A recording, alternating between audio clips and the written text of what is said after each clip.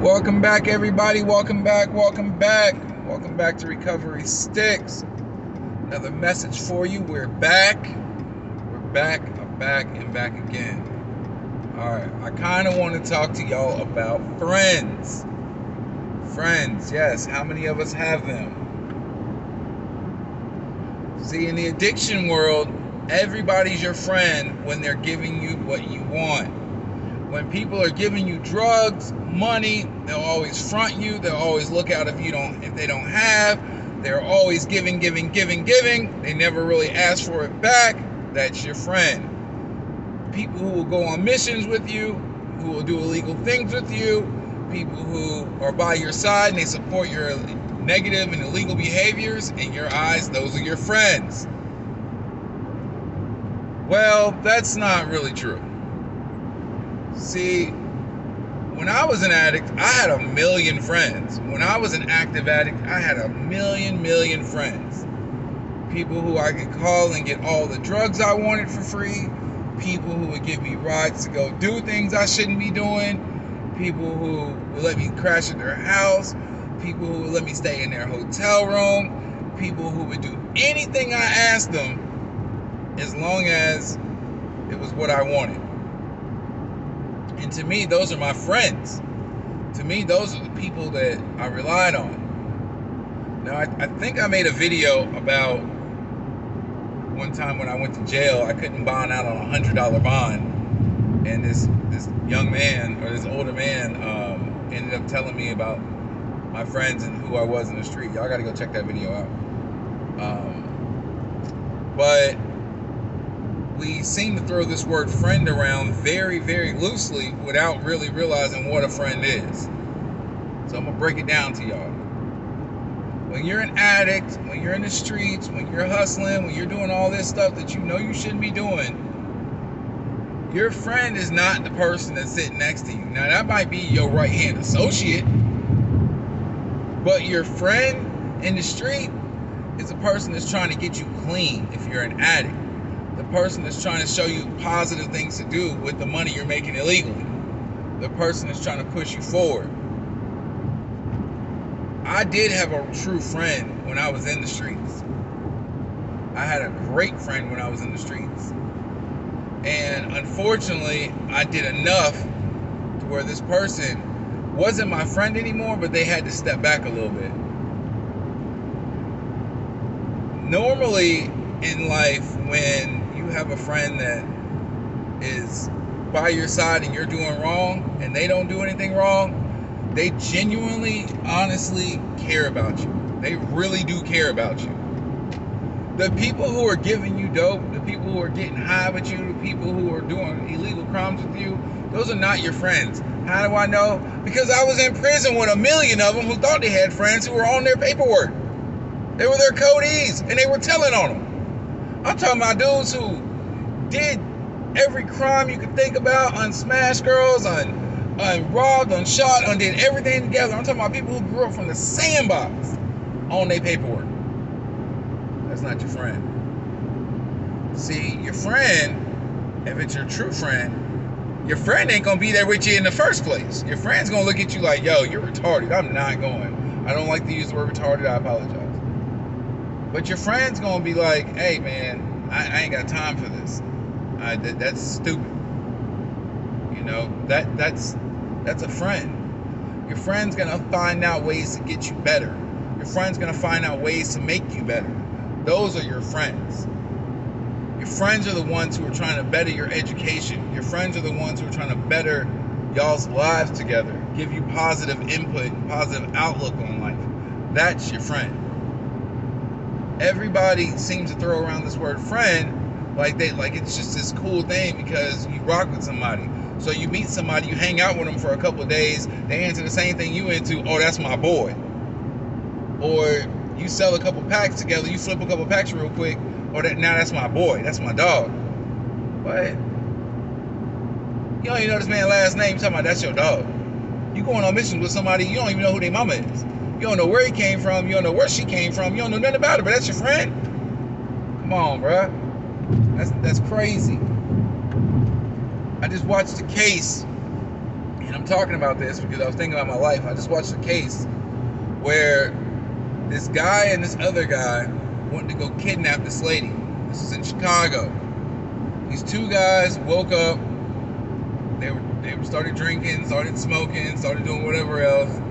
They wanted to go for a ride, and they were really trying to get across town. Well, they went outside. They were coming down the street. They both had bangers on them. They pulled up to the sidewalk. There was a lady getting in the car.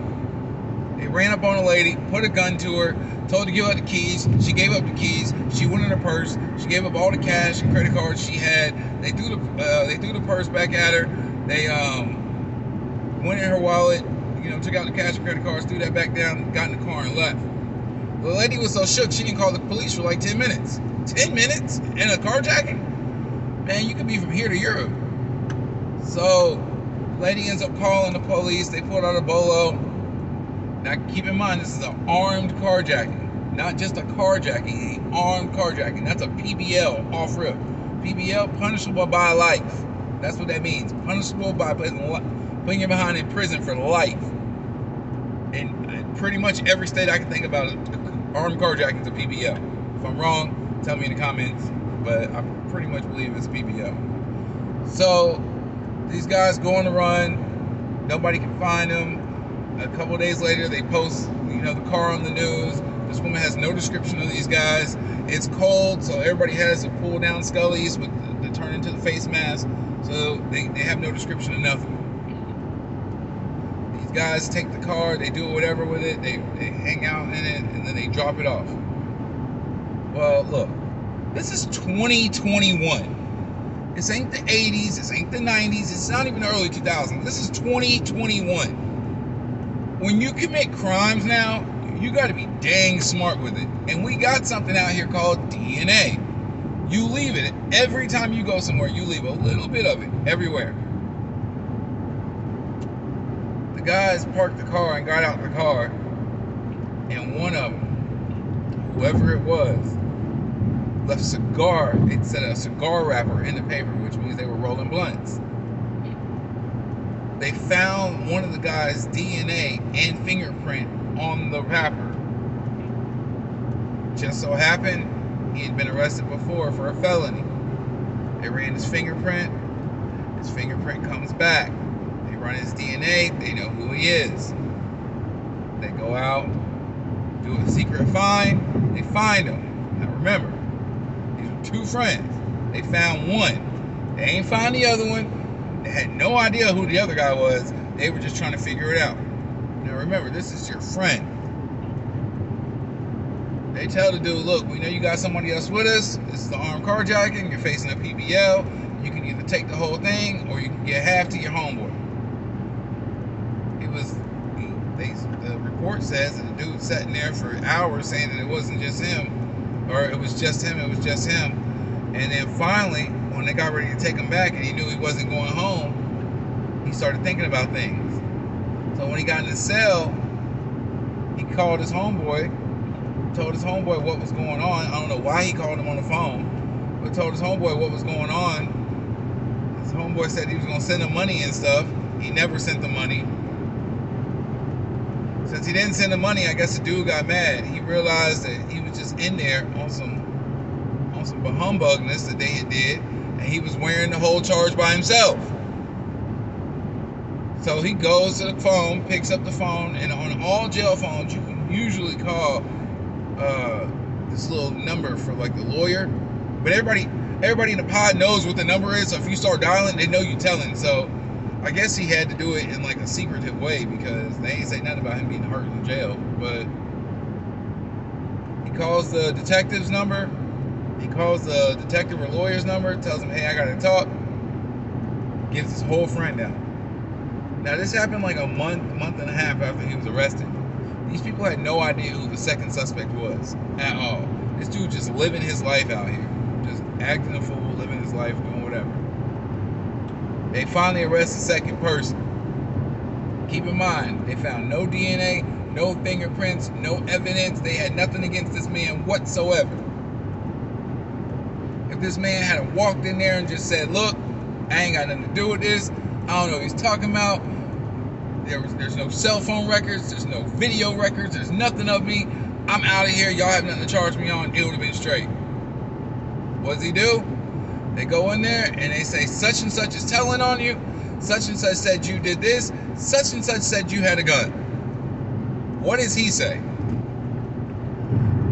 I wasn't there. I had nothing to do with it. I don't know what the heck he's talking about. That man's crazy. All right, bet. They say, well, look, we're going to go ahead and charge you with this, and y'all can fight it out in court. But you're facing a life sentence. Right then and there. What does he say? Man, it was all such and such. He did this, he did that. I had nothing to do with this. I just got in the car. I just went for a ride. Blah, blah, blah. Well, now you just gave yourself and you implicated yourself into the crime. Now both of y'all are going to prison. For a friend. When they did the videos of the families talking about him, these boys had been friends since they were in the 3rd grade. 3rd grade. 3rd grade. Look, this word friends get thrown around way too much. This word friends is like, I don't even know. It's like the word love. Everybody's so quick to say it.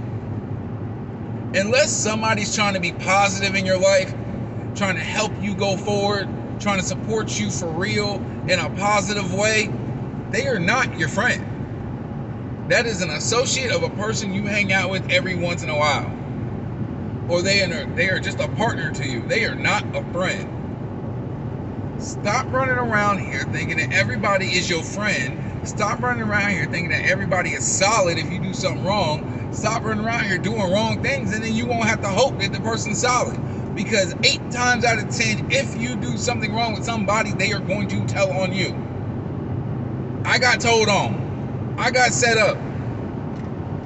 I got set up by a person I thought would never set me up in life. And they did. I'm talking about me and this person that did the world together. But they set me up. Was I mad about it? I used to be very mad about it. But it's life. I was out there doing wrong. So I'll make a video about that one day. Actually, I'm going to talk to him, but I'm going to make a video about that one day. That's a crazy story how I got set up. But everybody keeps talking about friends. People want to throw this word friendship around. If the person's not trying to lead you in a good direction, if the person's not trying to push you to go forward, if the person's not really trying to trust you and be with you and just move you in a positive light, it's not your friend. And I just want y'all to understand that that's not your friend.